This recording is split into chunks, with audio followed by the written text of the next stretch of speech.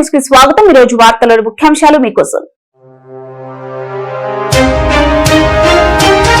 మహాత్మా పూలే విగ్రహ కూల్చివేతకు నిరసనగా కేవీపీఎస్ మరియు ప్రజా సంఘాల ఆందోళన.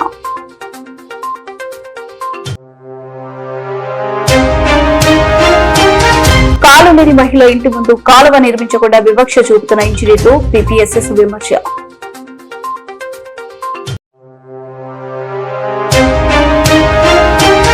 కర్నూలు నగరంలో సీలింగ్ పెచ్చులుడి ప్యాన్ పడి 3 విద్యార్థులకు గాయాలు.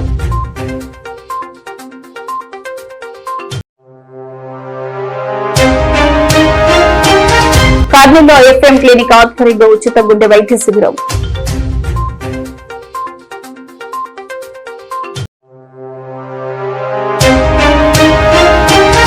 శారీరక దృఢత్వానికి మానసిక ఉల్లాసానికి క్రీడలు ఎంత అవసరం. తెలుగుదేశం పార్టీ సీనియర్ నాయకులు గౌరవ్ వెంకటరెడ్డి.